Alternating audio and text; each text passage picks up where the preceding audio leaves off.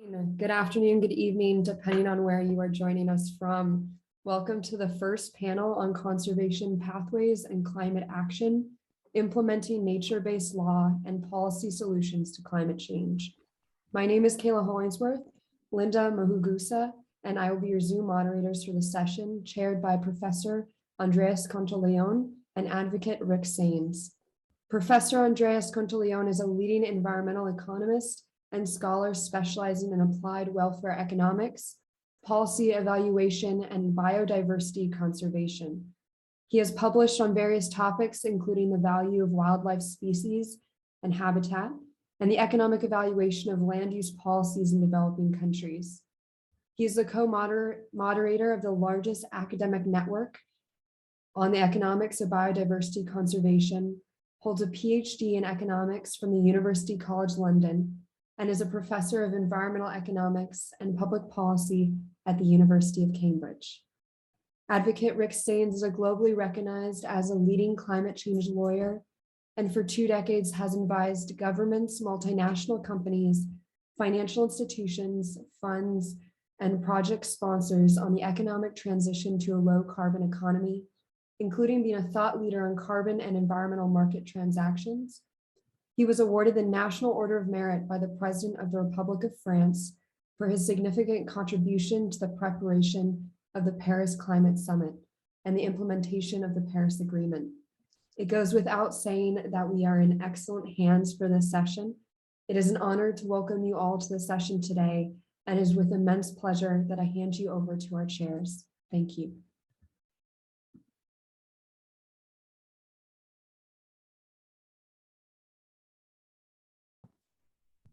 Okay, am I off mute now? Good. Hi, thank you, Kayla. Professor, very good to have the honor to chair the session with you. We are delighted, and these research papers, the scholarship that we're going to go through today is really topical. You know, my personal observation on this is that one of the areas in the climate debate that has not had the attention it really needs and deserves is obviously nature and conservation.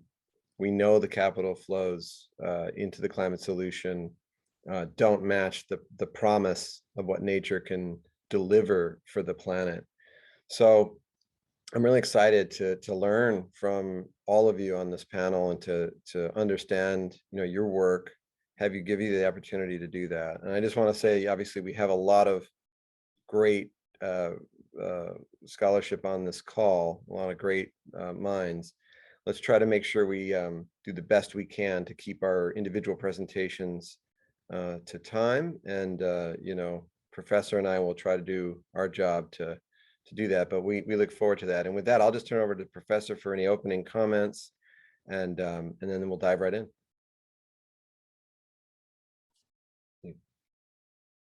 You're on mute. Okay, thank you, Rick, and thank you to the organizers for inviting me to participate in this event. I was intrigued to be part of this particular event because I work on nature-based solution, but I am an economist. I'm not a sort of a legal expert or a lawyer, which is closer, I would say, to the kind of a disciplinary origin of a lot of the participants. And the reason I was intrigued is that I witnessed from my own work on nature-based solutions related to climate change, there's a huge interest in this area, and it is rising exponentially. To give an example, there are huge trust funds, investment funds, pension funds, for example, trillions of dollars, and all of them are just scrambling and they want to decarbonize. So they're looking to buy offsets and other similar nature-based solutions. Okay, so at the one hand, we see this surge towards nature-based solution, which, as I said, it's rising exponentially, but at the same time, we see a big void. And as an economist, I see this void and it worries me. And this void has to do with the regulatory, governance, and institutional side of nature-based solutions. We, as economists, are developing these more market-oriented instruments, but they're still highly unregulated, and there's a lot of uncertainty that comes with them. And this uncertainty can burn us both at the financial side. People can lose money because of this, but more importantly, I would say, as someone who cares about the environment, they can hurt us from an ecological perspective, because if we don't get the institutions, regulations, and governance side of nature-based solutions right, they won't deliver the promise that they can. So I'm very eager to listen to today's talks, which do kind of address some of the gaps in the governance and regulatory side of nature-based solutions. But with these brief comments, I would like to turn to opening remarks. I believe the program has Dr. Nick Hurd from Pollination.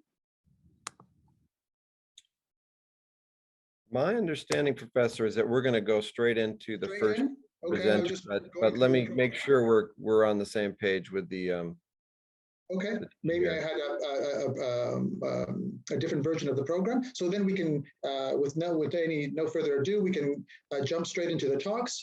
Yep. Our first speaker is Professor Jorge Cabrera Medaglia, I hope I pronounced it correctly, from the University of Costa Rica, and will deliver his first talk on nature-based solutions as a tool for climate change, for climate action. Thank you very much, everybody, and thanks a lot to CISDL, the University of Cambridge, and the other participant universities for inviting me to share with you some remarks about nature-based solutions. I have a PowerPoint presentation, but I don't know how to, if I can project directly, or do you need to project the presentation for me? Yeah, they will take care of that for you. So we're in the process of setting that up now. And I just want to say pura vida to you. Thank you. Pura vida. Yeah. I think we have. Okay. Thank you. Thank you very much. And yes, as the prior speaker, the colleague from Cambridge said, nature-based conservation, the idea of nature-based conservation is an emerging one in a way, and it's also of course getting more interest in different parts of the world. Just as a comment, here in Costa Rica, I was engaged in a process in order to develop a national policy on nature-based solutions. This is still a process, but the idea perhaps was to provide some policy and legal platform in order to identify and clearly apply this idea of nature-based solutions, not only to climate change, but in a broader context, including, of course, for the protection and conservation of biodiversity and improve the quality of life of people. But this particular presentation, because I have a very, very short time, will be focused, please, the next one. Will be, yes, no, sorry. Yes.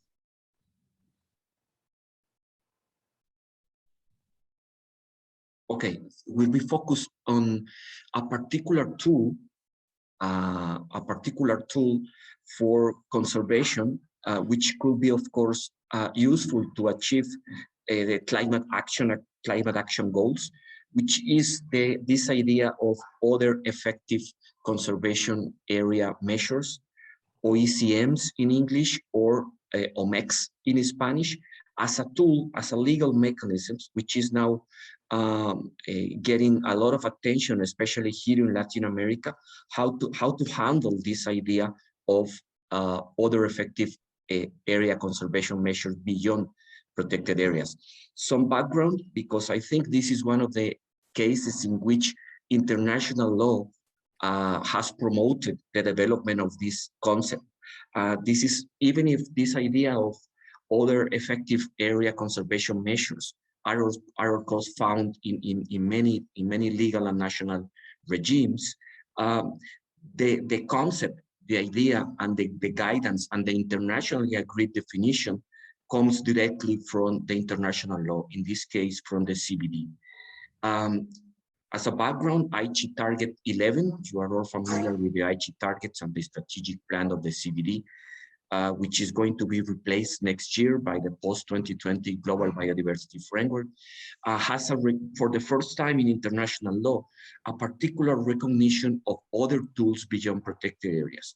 We are all aware that the role of protected areas in conservation of biodiversity, in fighting climate change and adaptation and mitigation, but it was also highlighted that there are other different tools that can be also promoted in order to support conservation and other associated goals. Of course, national parks are perhaps the most relevant instrument so far, and it's a very well-known tool, especially after the Yellowstone National Park considered the first one of its kind in the world. So specifically, the OECMs can support the achievement of Aichi target to conserve both marine and terrestrial areas. And Aichi target 11 recognizes for the first time, that effectively and equitably manage ecologically representative and connected systems of sorry, I'm having a problem with my screen. I don't know if, okay. Protected areas, that this target can be achieved not only by the creation of a system of protected areas, but also by the building of, or by the recognition of these other mechanisms. Now, next one, please.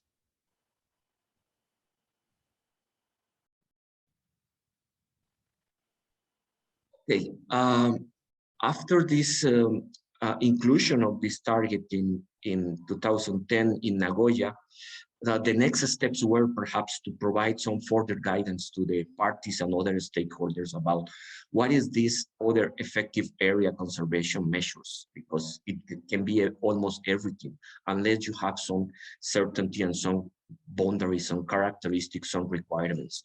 And it was achieved in 2018 by decision 14.8 of the CBD in the COP in Egypt. And for the first time, it was defined as a geographically defined area other than a protected area, which is governed and managed in ways that achieve a positive and sustained long-term outcomes for ex situ conservation of biodiversity with associated ecosystem functions and services, and where applicable, cultural expression, socioeconomic, and other relevant values. So there are 4 requirements or characteristics in accordance to this decision, and most of the countries are now following these 4, even if this is a voluntary guidance, as the basis for the identification, registration, and monitoring of the OECMs or the OMECs in Spanish. So there are 4 basic criteria. It's not a protected area. This is necessary, but it's a geographically defined area. So the boundaries, the limits of the area are clear. This is not about protecting wildlife everywhere in a country, but in a particular area. Is governed and managed, and here the principles of good governance are also relevant. And at the end, there are outcomes to protect and to achieve positive outcomes for the conservation of biodiversity in long term. So, including, of course, the associated ecosystem services and other values, especially for local communities.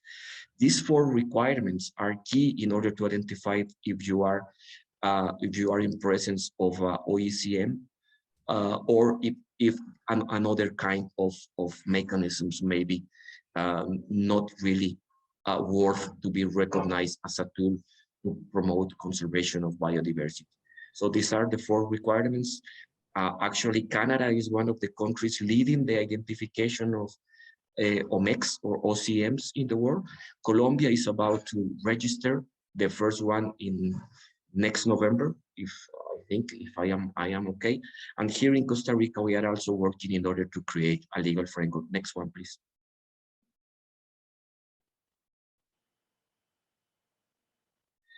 What are the benefits of these areas beyond protected areas? One, they can promote connectivity and buffer zones around existing protected areas. They can improve the assessment, the metrics of conservation efforts in a country vis-a-vis the goals and targets.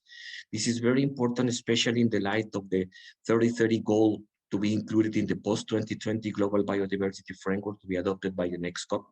Actually, here in Costa Rica, there is now a big discussion about whether to achieve this target can be possible only by extending the marine area of the Cocos, Isla del Cocos National Park, which is a very famous national park in Costa Rica, or if other areas, such as responsible fisheries zones, can be also used in order to account for this 30-30 potential goal. And Costa Rica is one of the countries pushing for this goal to be included in the post-2020 framework. There is a recognition of different models of governance and their relevance for the national development. OMEX highlight the roles of the private sector, ILCs, NGOs promoting conservation, can also create incentives in the terms or through the recognition of these OCMs in order, of course, to increase the biodiversity conservation. Can be also a tool to achieve adaptation and mitigation, especially at local levels, which I think it's quite relevant for fighting climate change and also for biodiversity conservation, sustainable use, and benefit sharing. Next one.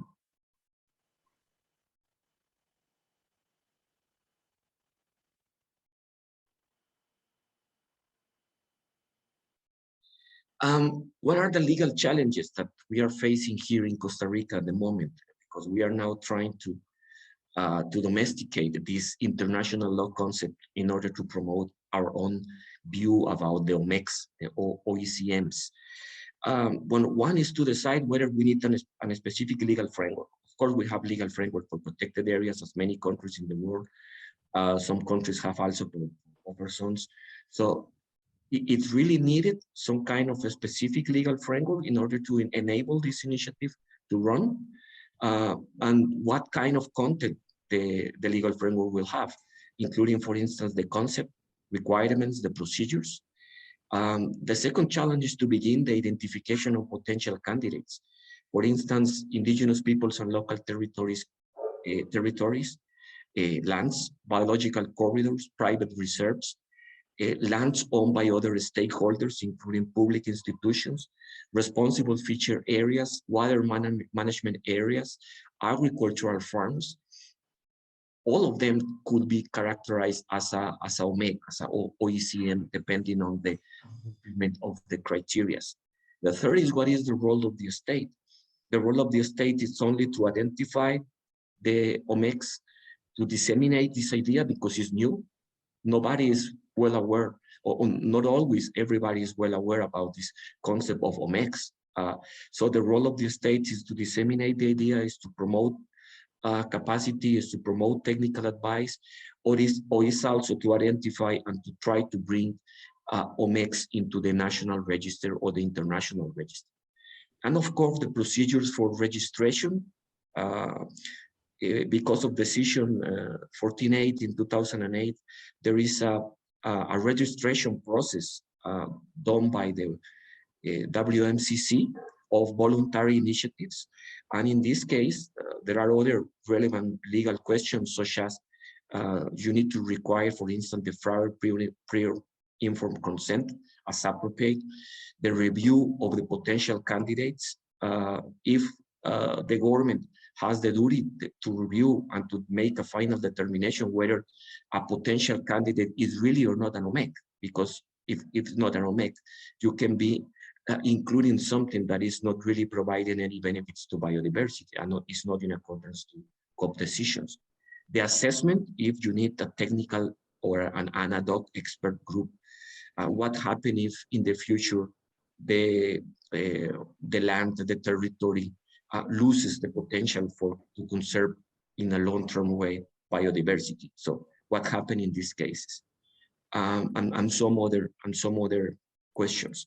So right now, I think this is a good example of a nature-based solution with a foundation in international law, and now countries after decision 14.8 are struggling to domesticate this into national policies. Like the case of Costa Rica. We are now exactly trying to develop some kind of explanatory booklet of this, including what are the indicators, what are the questions you need to put in front of you in order to determine if this is an OMEC or not, and what is the final process to identify, to register, and to monitoring, and to make the conservation efforts of the OMEX as part of the national accountability in order to meet internationally agreed targets. I think I will pass a little bit my time, but sorry. Thank you, Professor Medaglia. I believe we have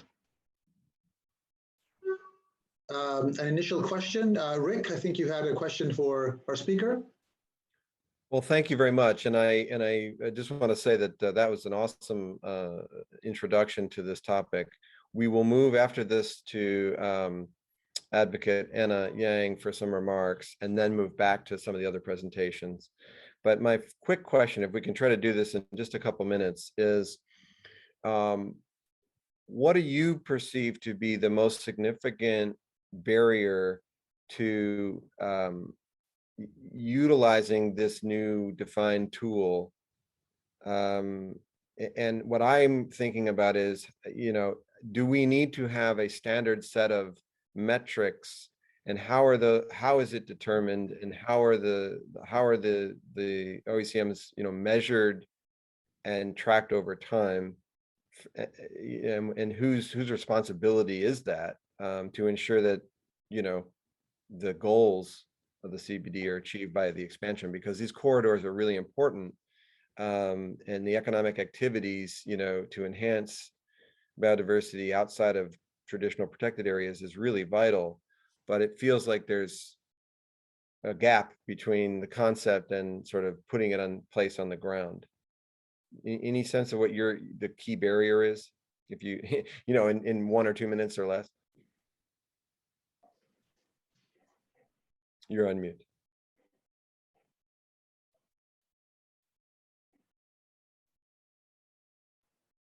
Yes, thank you. Thank you for your question. I think it's quite appropriate. Yes, actually, because this concept was essentially developed at the international level and then in a way promoted by international organizations, especially IUCN. IUCN has developed some tools about how to identify and recognize the OMEX, the OCMs. I think countries are now trying to identify whether this makes sense at the national level and how to really handle the concept. We here in Costa Rica, because these 4 criteria, which seems to be relatively simple, it's not a protected area and it's a defined area, it's more or less a negative one, and I think it's simple. The others, it's well-governed, well-managed, provides for long-term support for biodiversity, because there are some initiatives that are short-term ones. For instance, it's 5 years or 3 years. Payment for environmental services. Sorry, this is another example that we are exploring here in Costa Rica as an OCMs. So I think the most difficult thing has been how to really domesticate these general 4 criteria in order to understand how it works at the national level within particular legal regimes, policy regimes, social context. And right now in Costa Rica, this is what we are trying to do. We're basically trying to use these general voluntary criteria, adopt them to our reality, and then start the dissemination of the idea and the institutional procedures, which I think is another key issue, because some countries I am aware of, like Colombia, they have some technical resolution guiding all this process.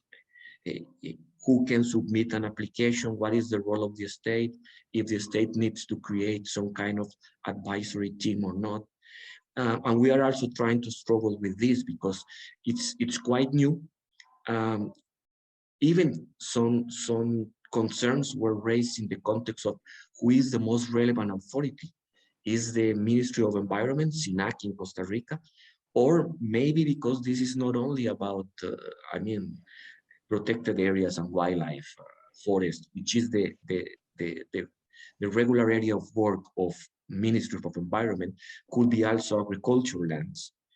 Whether there is a need for an integrated approach and operation.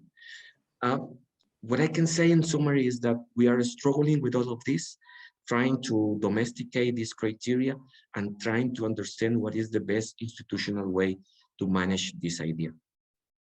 Thank you, Professor Jorge. Really, really good stuff. Okay, Why don't we move now to Advocate Anna Yang for some remarks. Thank you very much.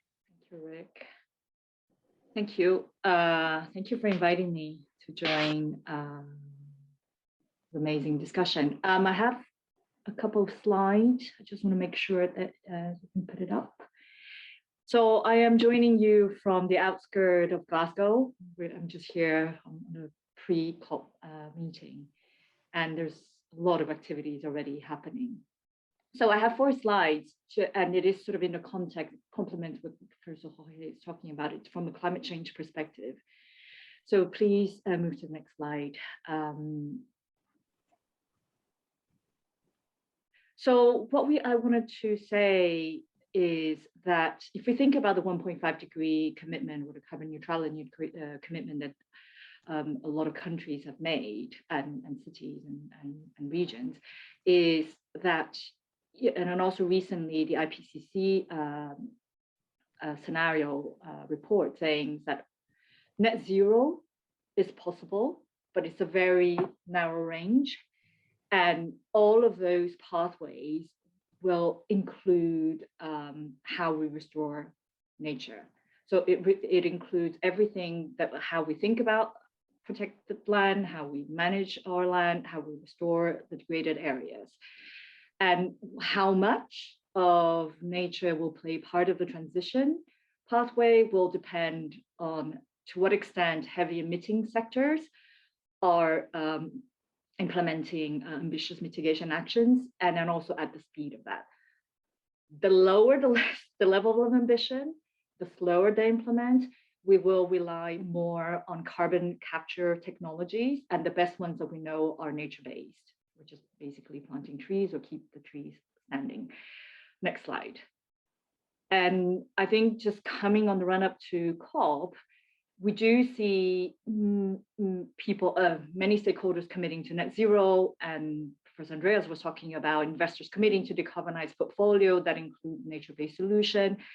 If you look at some of the high-level commitments, it comprises of 16%, roughly 60% of emissions, 68% of global GDP, roughly 56% of the total population, which I think is amazing, sort of in terms of level of ambition. However, we also know, and then this is the analogy that I like to use about the commitment, is just like when we commit to New Year's resolution of losing, of eating healthier and losing weight. That is just a commitment. If we don't put activities or plans in place, we will fail that commitment. And we also, what we're observing, as Professor Andreas alluded to, is there is a bit of a feeding frenzy in the investor sector in terms of how they move into nature-based solution. Different people take different pathways, but it is very interesting to see what's happening in the timberland investment space and how the community of conservation organizations moving into investment space, which I think is amazing. Next slide.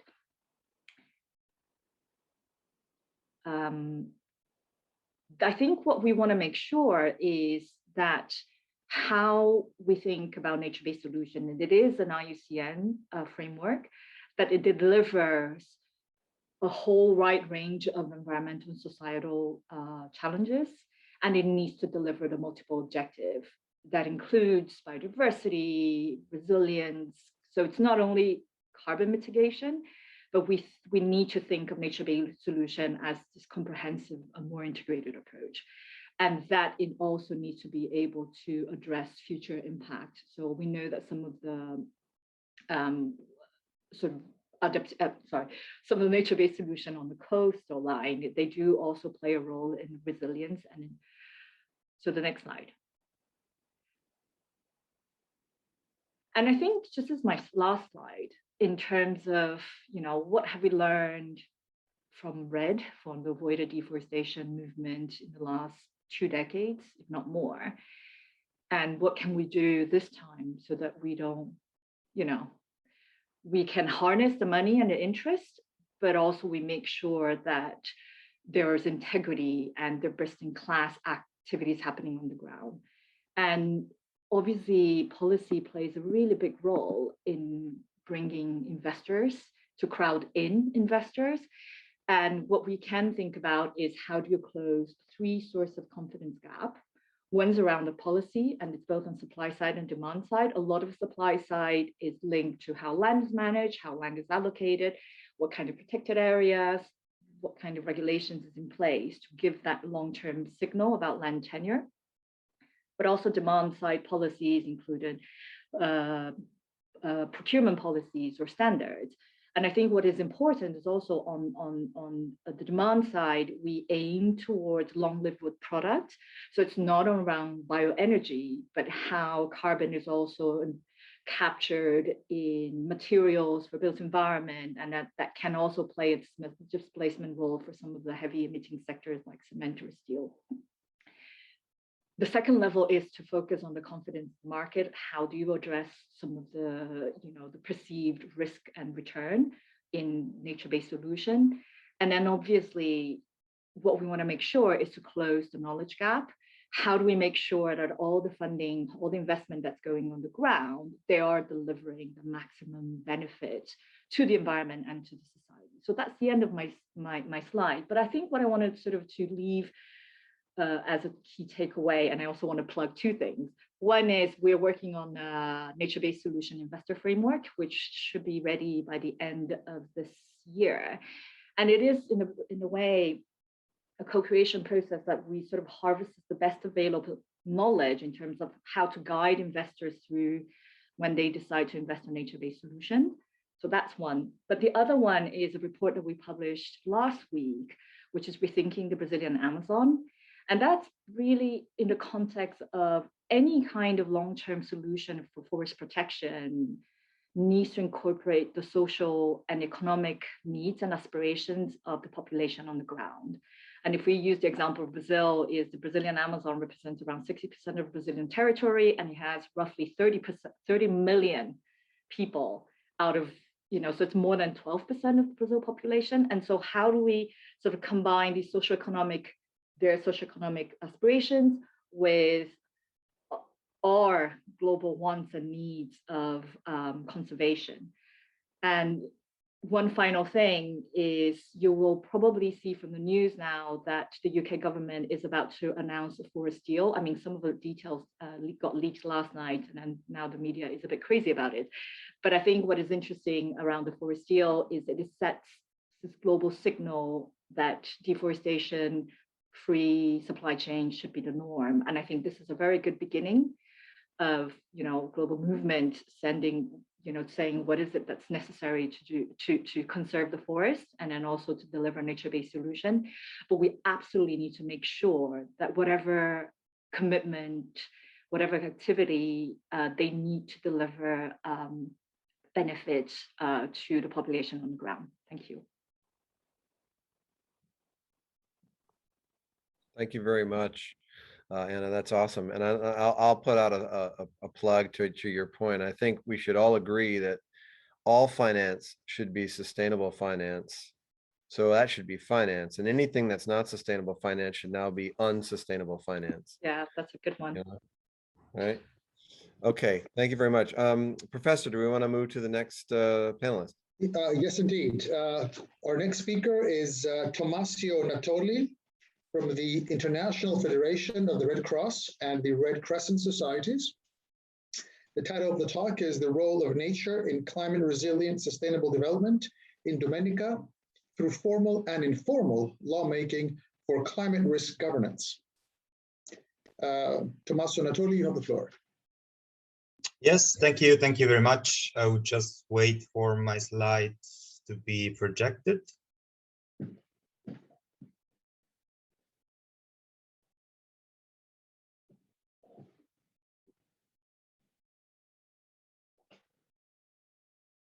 All right, fantastic.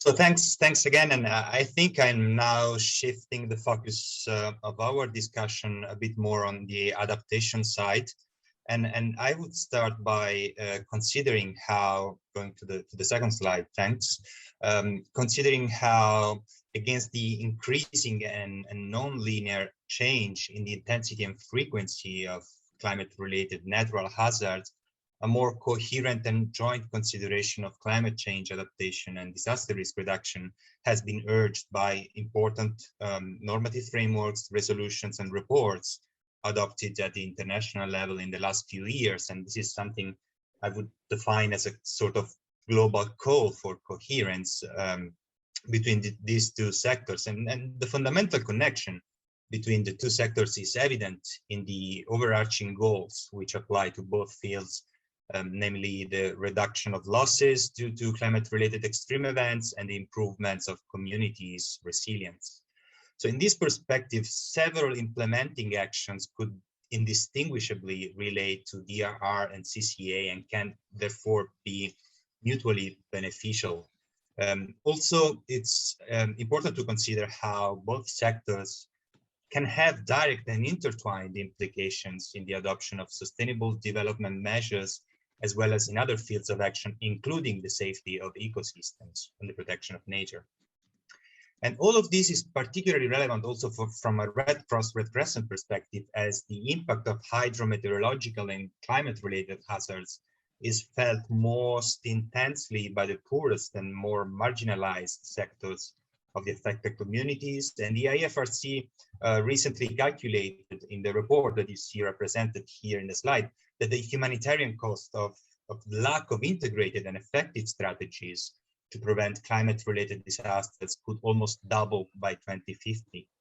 So the need to deal with the humanitarian consequences of climate change was also reiterated and expanded upon at the last international conference of the Red Cross Red Crescent held in Geneva in December 2019, where the international community and the components of the Red Cross Red Crescent movement acknowledged the need to ensure an integrated approach to disaster risk management and the adaptation to climate change in domestic disaster laws and policies.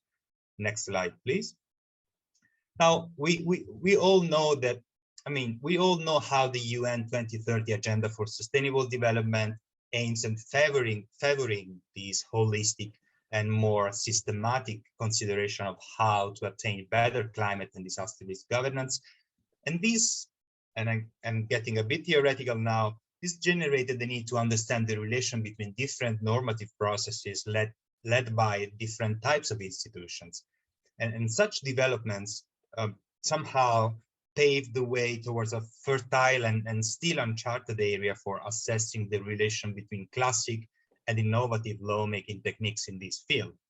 The informal international lawmaking theory, which was presented in 2012 by a group of eminent scholars, delves exactly into how different ways and degrees of informality can be recorded in contemporary normative dynamics in terms of outputs, processes, and involved actors. There is no time now to explain in depth why and how, but I think that this theoretical backdrop is particularly fit for purpose, as it supports the consideration of a single post-2015 normative body dealing with climate and disaster risks, namely through the joint consideration and integrated implementation of the Paris Agreement and the Sendai framework for disaster risk reduction. So on this basis, and I'm moving to the next slide here, thanks. The research I conducted in the last 2 years evidenced how a combination of informal and formal lawmaking elements can favor greater integration between climate change adaptation and disaster risk reduction, both at the international and the national level.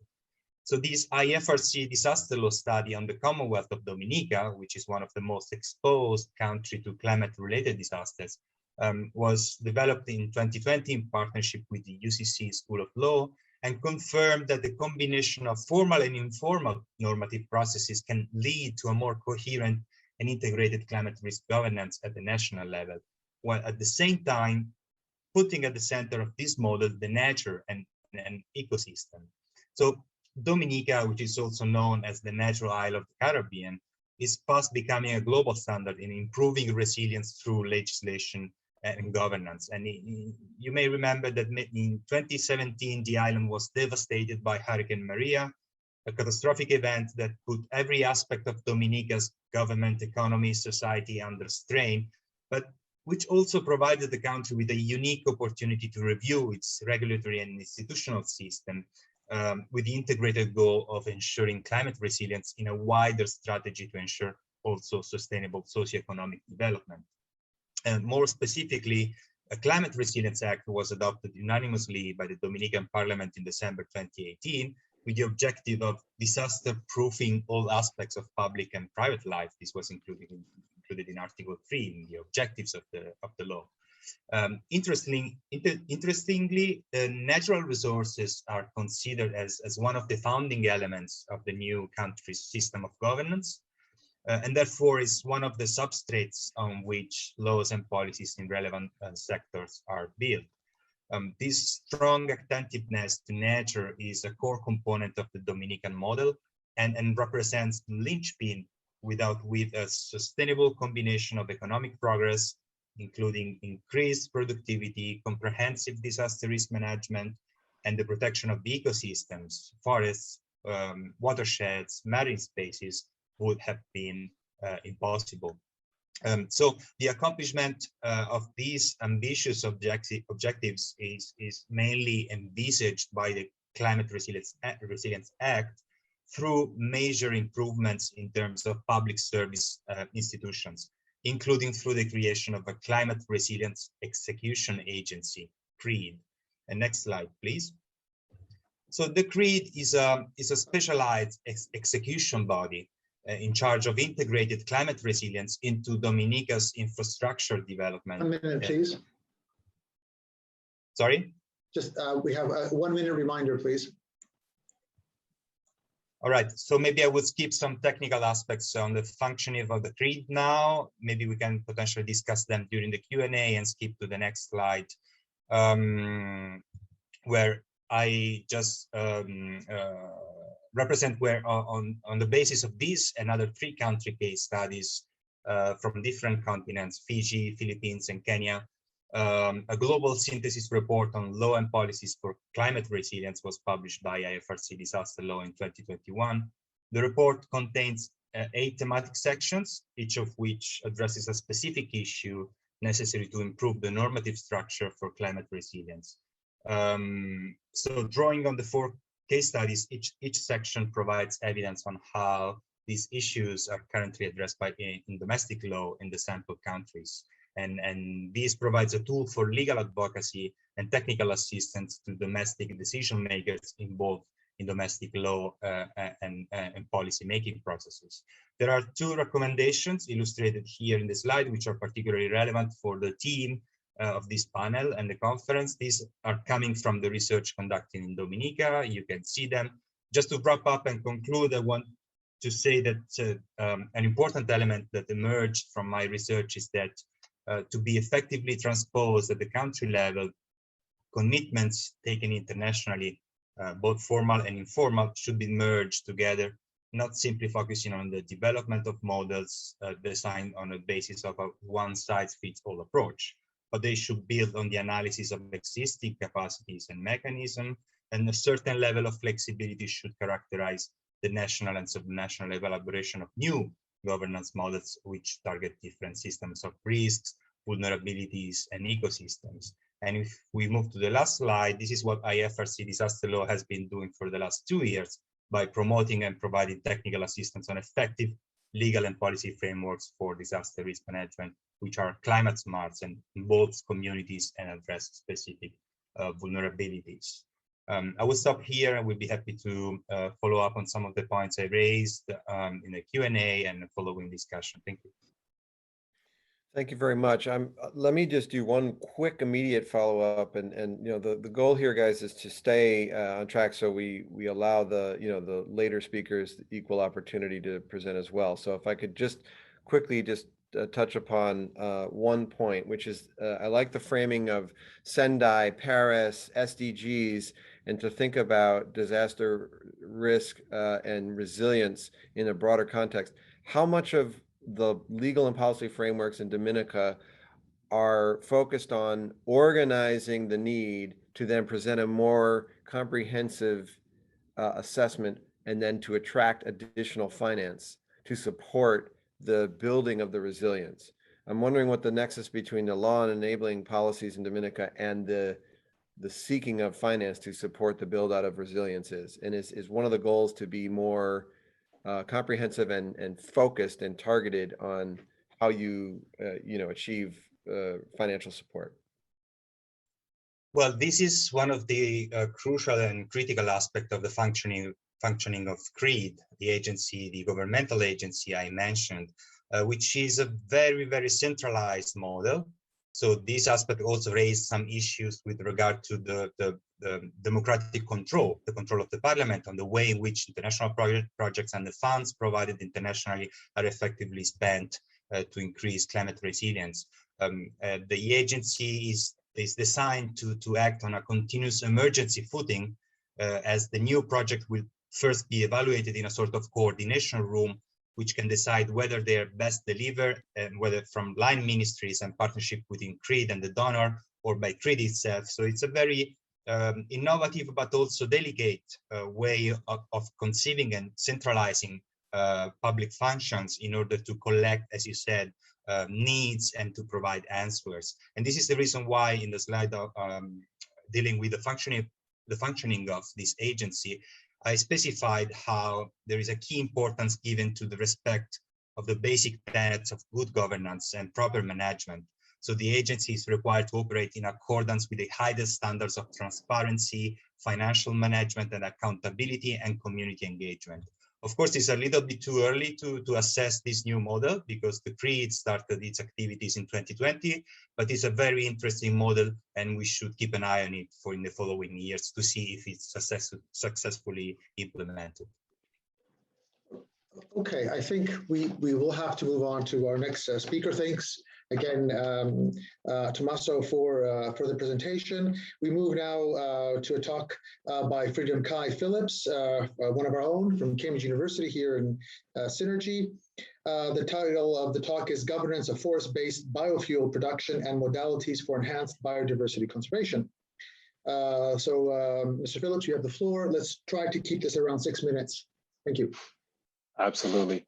Thank you. Thank you so much, everybody. Let's just wait for the slides to come up and you can move directly to slide 2.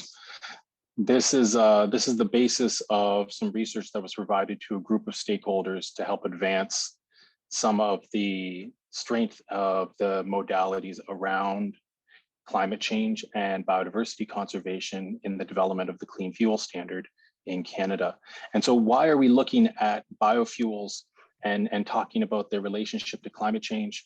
First off is really the totality of the impact of road-based or transport-based emissions on the overall climate picture, which is roughly 16 and a bit percent.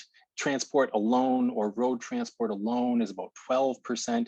This is quite large. And when we're talking about Canada, this is about 31% of the Canadian emission picture.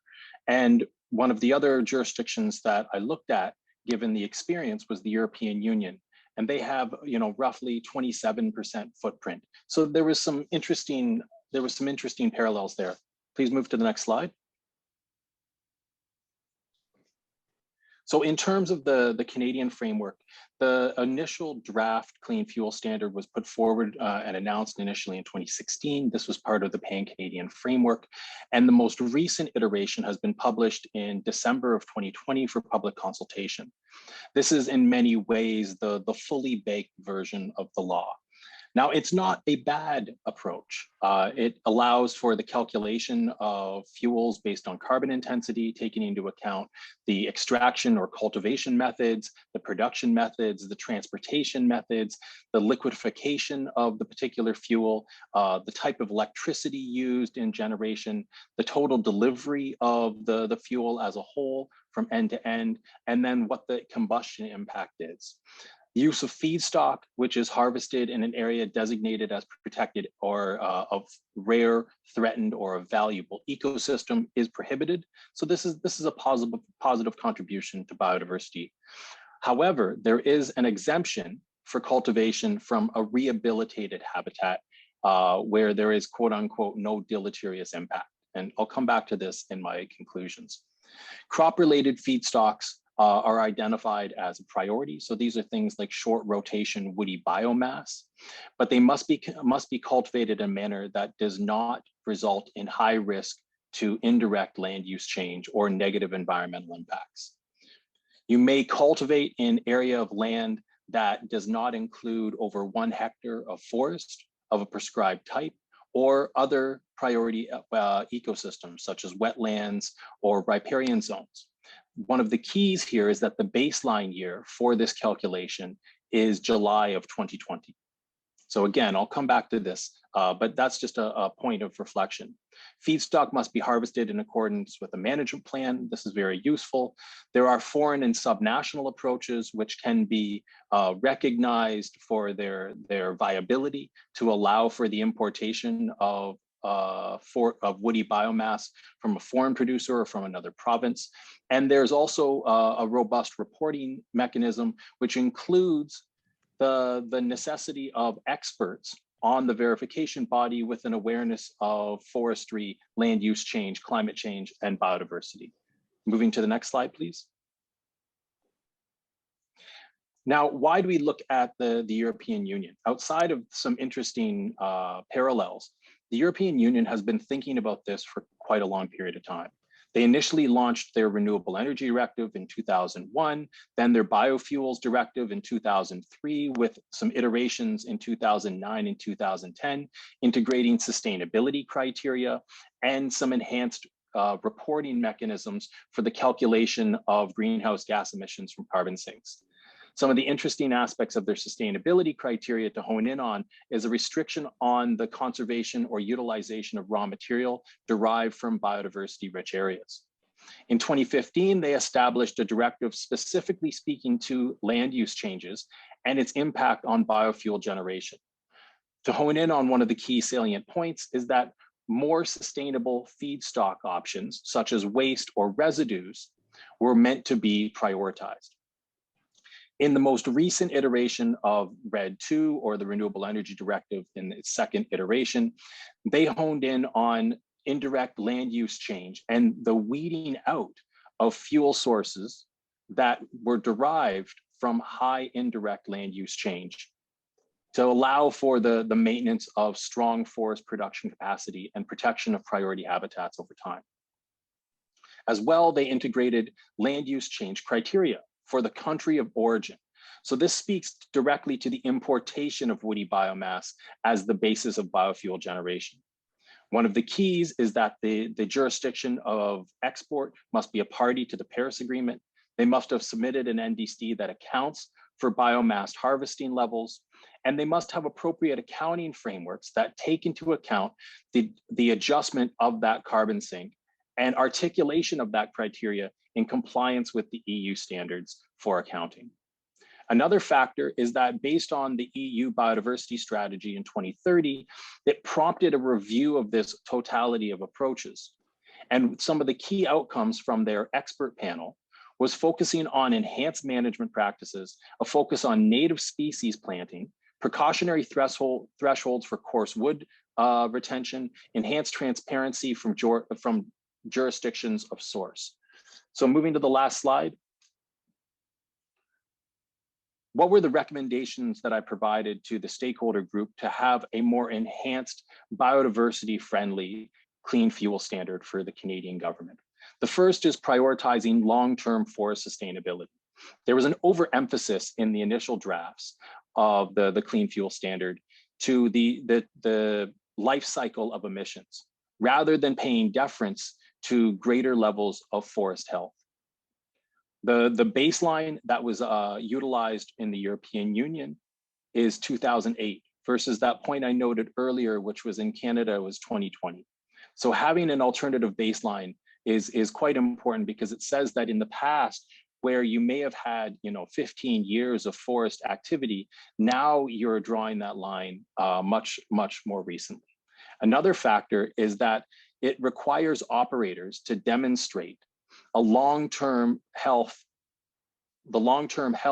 of their practices for the past 10 years and enhanced conservation methods over the last 20 years. So operators had a much greater level of accounting and a much more detailed level of their awareness to impacts on biodiversity. A second factor is promoting a landscape-focused and biodiversity conscious forest management, with particularly precautionary landscape thresholds for coarse wood development, or pardon me, coarse wood removal. This is things like stumps, leftovers from your forestry activity. Rather than having these simply removed, what they found was leaving those in the ground made sure that you had stronger soil health and overall allowed for biodiversity to continue to populate that region. And lastly was enhanced due diligence from access jurisdictions, so that when you are importing those types of woody biomass, it's ensuring that it's not being done in an illegal manner, or that you're just not simply outsourcing biodiversity poor practices to a jurisdiction that may have governance challenges, but you're ensuring that there is a high bar for the imported material as well as the material that's being derived from the domestic landscape. Happy to discuss more in greater depth, but I'd like to leave more time for my colleagues. Thank you. Well, thank you very much. I have a bunch of questions, but let me do this. Let's get through the rest of the presentations, and if we have time, we'll come back. I'd like to ask you a specific question. So let's move forward. Thank you so much, though. Great presentation. Yes, thank you, Freedom Kai. That was very interesting and very timely. So yes, let's crack on. Our next speaker is Alessandra Accoli from the University College Dublin. Her talk has a title of Legal Response to Climate Change Through Biodiversity Protection and Restoration in the Colombian Case. Thank you. Thank you for the floor, and good afternoon, everybody.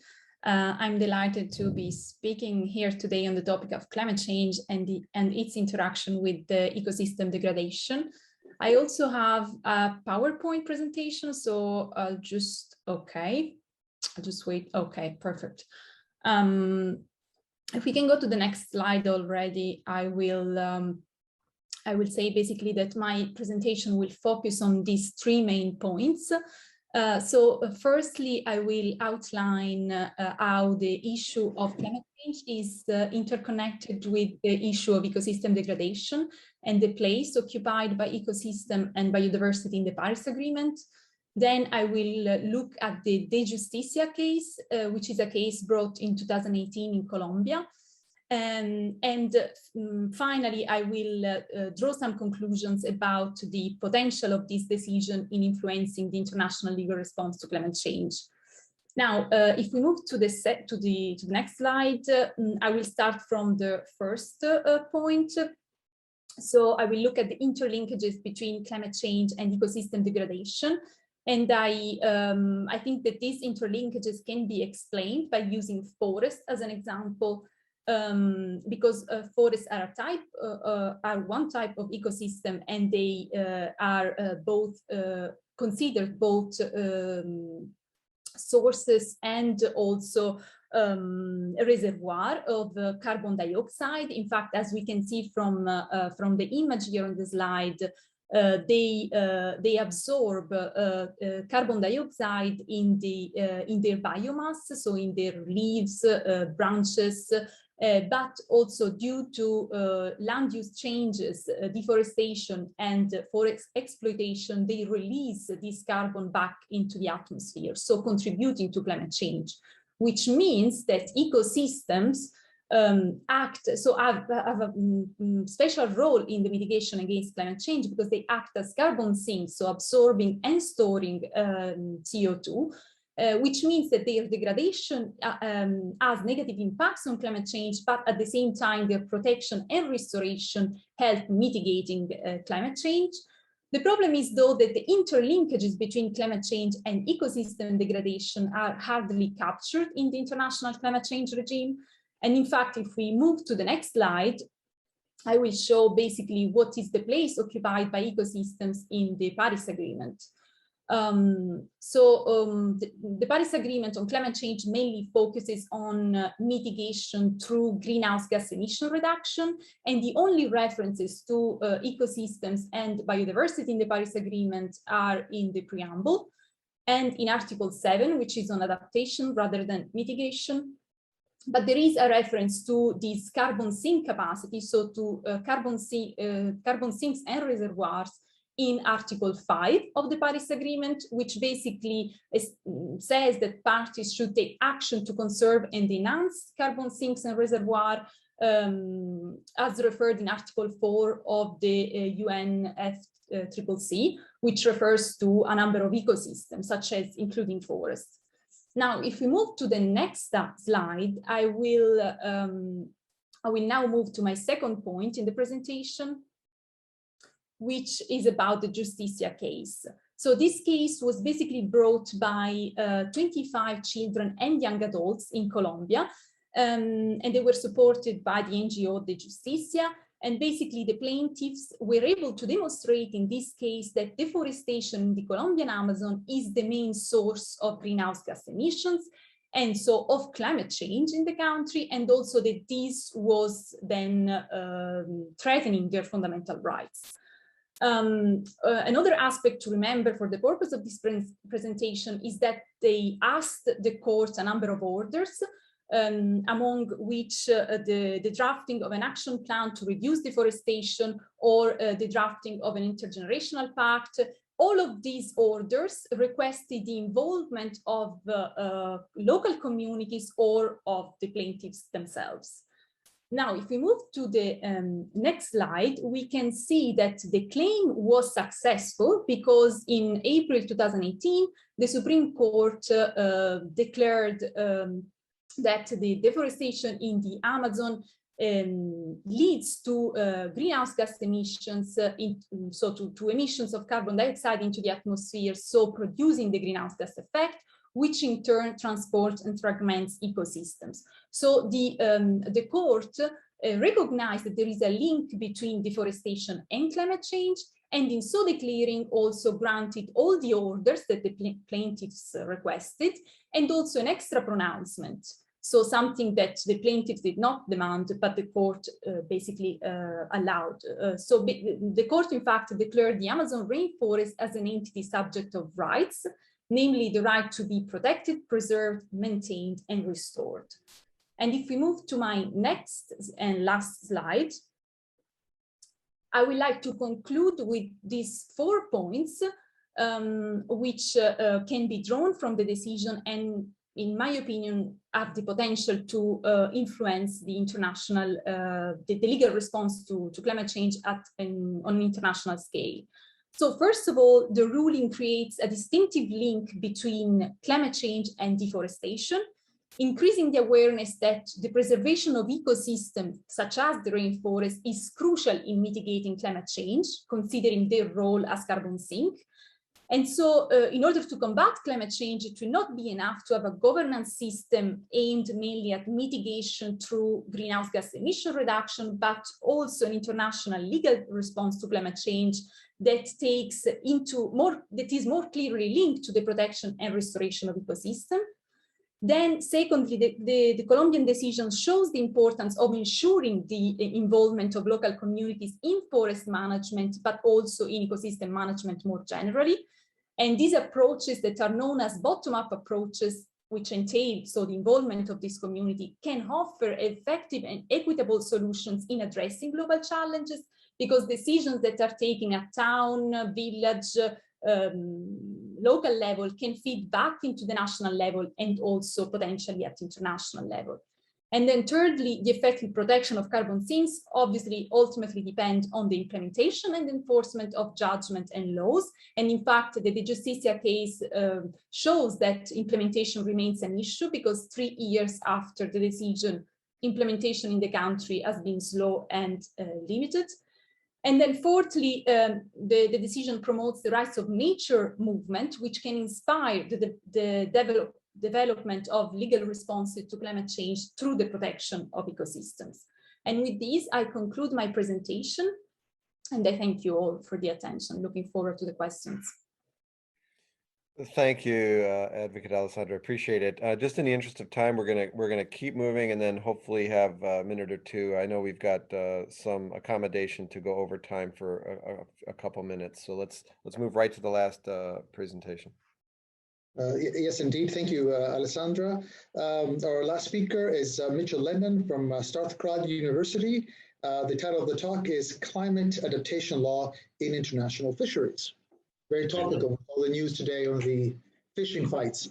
Oh yes, of course. Well, we do have a monograph about that coming up in January as well, if anyone's interested. So yeah, hi everybody, a very warm Glaswegian hello. My name is Mitchell Lennon, and I'm here to speak to you today about climate adaptation law and international fisheries. I'll just wait for my slides to come up.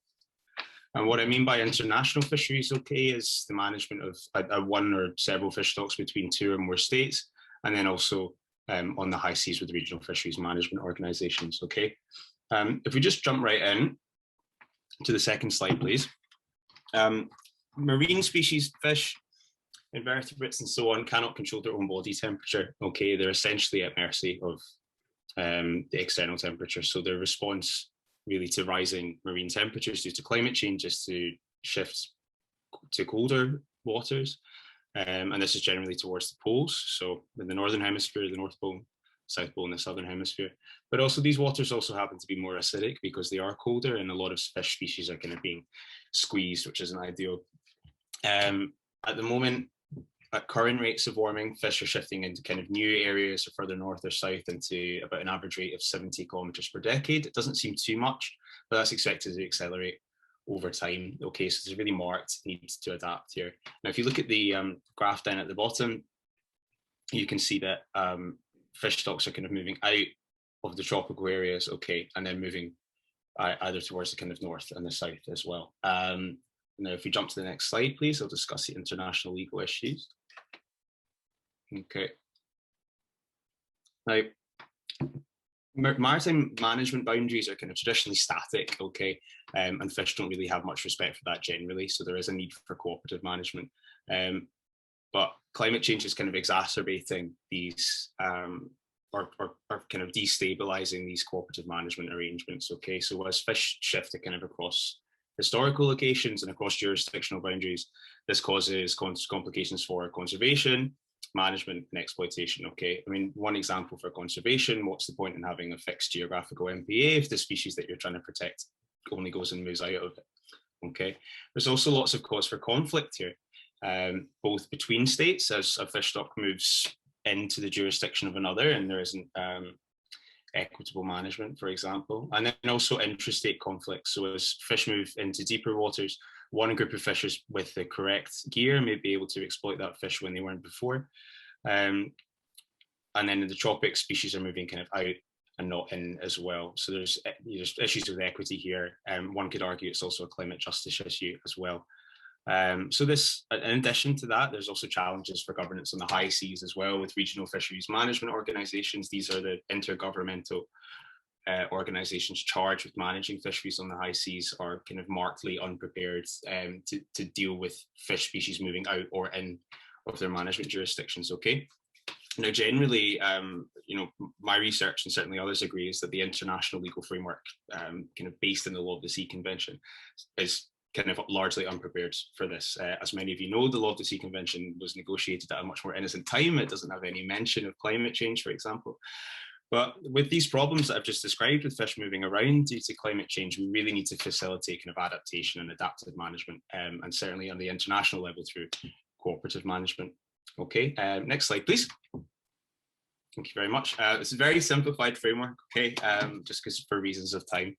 Okay, but if we look at the kind of governance principles that are applicable to international fisheries management, okay, kind of based in the UN Convention on the Law of the Sea, the Fish Stocks Agreement, the CBD, and then also the CMS, as well as international climate change law, you'll find a general, at best, probably a positive obligation, okay, a general positive obligation to adapt fisheries management and conservation to climate change. And that comes through the obligation to protect and to preserve the marine environment. This is found in UNCLOS in Part 12, and it's also informed by generally agreed international rules and standards, okay? So any soft law instruments or international climate change law informs that obligation, okay? That's incredibly important. The second point is the duty to cooperate. You'll find this in international fisheries management and also in adaptation in Article 7 of the Paris Agreement, okay? And then the use of the best available science, the precautionary principle, and the ecosystem approach you will find in, I think, almost all of these. And so these kind of give us, I guess, again, to reiterate, a sort of, at the best, a positive obligation, and then at the worst, it certainly isn't a barrier, okay, to adaptation and fisheries management. Now, if we'll jump to my last slide. Thank you very much. So what can climate adaptation law do for us here? Can it inform this obligation to adapt under the law of the sea and international biodiversity law?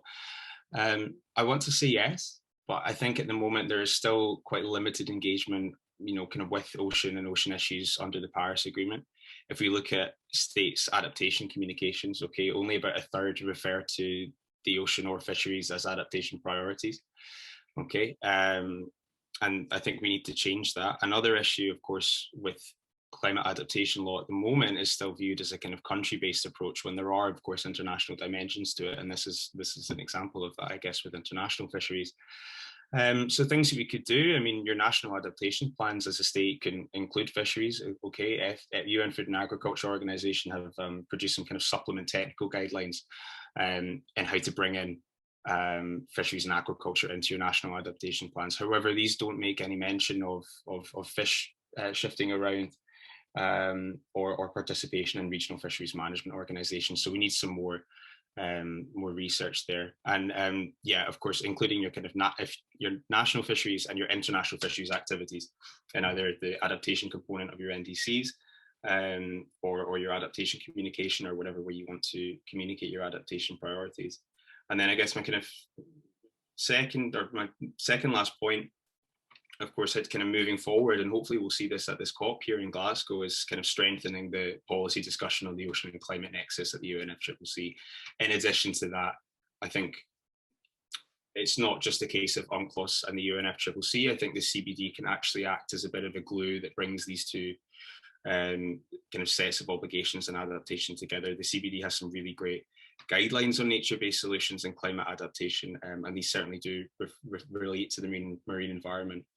And then I guess my final point, with the development of climate adaptation law, it's been slow, but it's going to continue, I think, in the short term for the next couple of years. And so there is this quite small, but potential window of opportunity to bring in both the ocean and adaptation as a kind of marine priority, if that makes sense. Thank you very much. I won't go over time. So.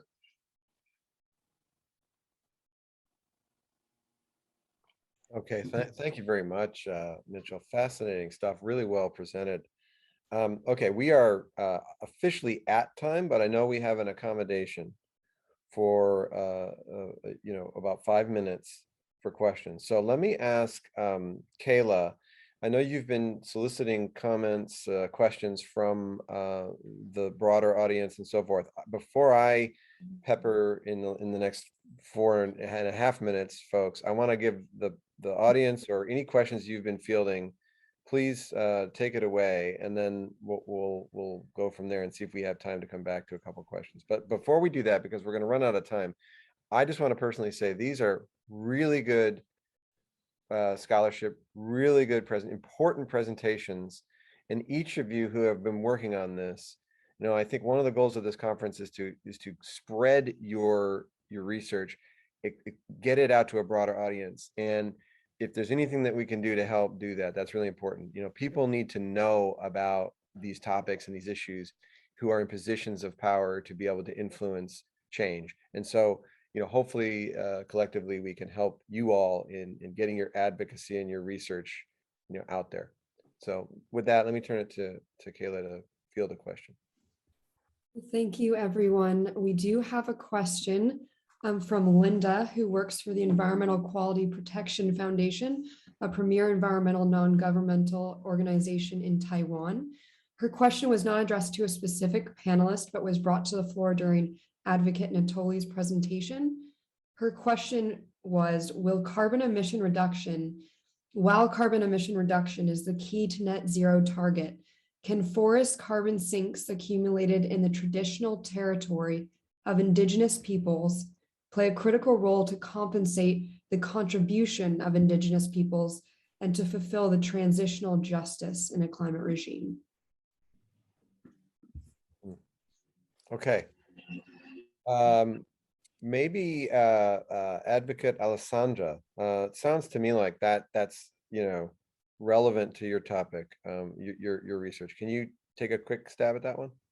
Yes, indeed. Thank you for the question, Linda. And it's related to what I said, that basically, in order to have an effective international legal response to climate change, there should be, the climate response should not only be aimed at mitigation through greenhouse emission reductions, but also by enhancing the role of these carbon sinks. And as I said, decisions like the De Justicia case, they link climate change with biodiversity protection, with human rights, and human rights also of those indigenous communities or local communities, or in this case, young people affected by the deforestation, the destruction of the rainforest. In that case, they are able to enhance responses of this kind of type, which link the three aspects together: so biodiversity, climate change, and also the social aspect.